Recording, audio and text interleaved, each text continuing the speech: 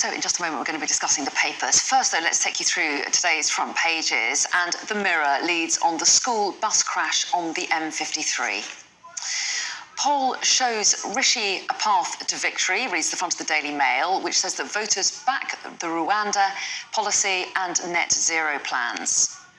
The Guardian warns that millions may have been lost buying homes and land for HS2. The Telegraph claims that Suella Braverman refuses to meet with the Archbishop of Canterbury over migration plans. The Times reports on the government's response to rising taxes with the headline, "We can't let tax rises go on forever," says Hunt. Tories declare war on drivers is over, reads the front of the Daily Express. The Sun carries a story on David and Victoria Beckham from a new Netflix documentary. The FT reports on more accusations against ex-BP chief Bernard Looney.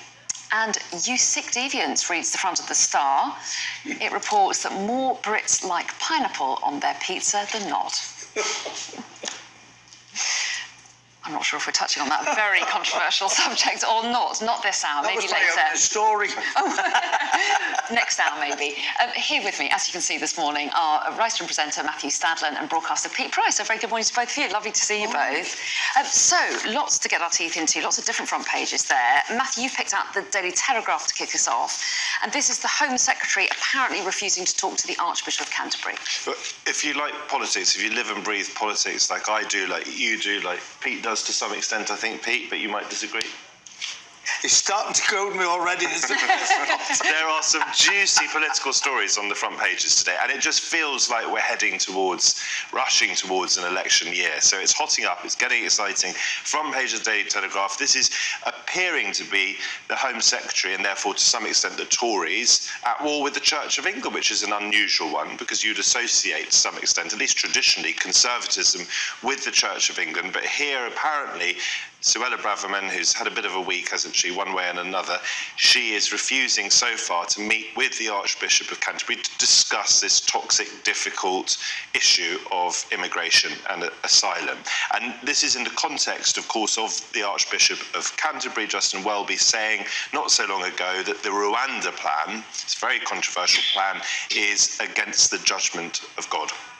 I mean, do you think that religious leaders should get involved in politics? Some might suggest that that's what he's done. I think they've got a lot of power, so I think they should make some points. What upsets me about the whole immigration situation is everybody who's against it has not got the answer.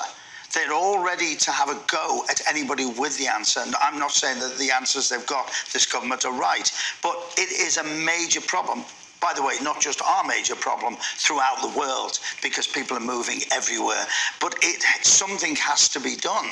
But everybody who comments all they say is, let them in. I've got some answers, some very brief answers. Proper law enforcement, getting on better with our European allies, specifically France, but making sure that our immigration system actually works on the front line and addressing issues around the world, most notably climate change, because if we don't get on top of climate change, in the end, we're going to have a migration crisis the like of which we are not even scraping the bottom of at the moment. You just mentioned France, for instance. Why don't they stay in France? Why do they come to England? I thought it was the first port of call for immigration when they arrive, so why don't they stay in France? All sorts of reasons, including that they may have family members here, and also because we're a great country, don't forget, Pete.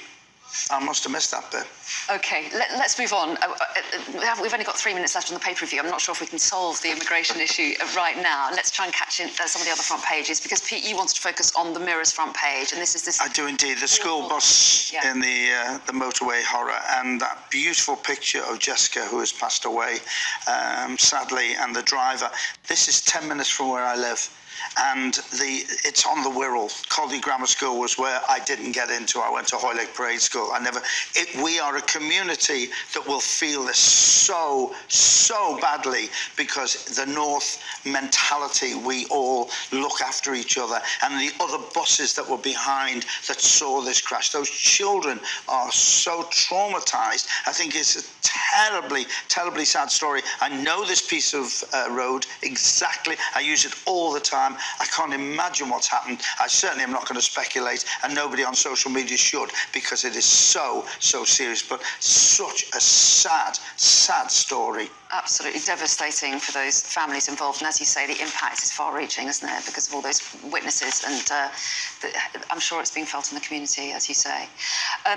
Let's move on, Matthew, though, to the front of the Times, shall we? And back to politics. This is the Chancellor, probably in response to the announcement yesterday from the IFS, the economic think tank, saying that the tax burden on us is the highest since the Second World War. He says he wants to break that cycle.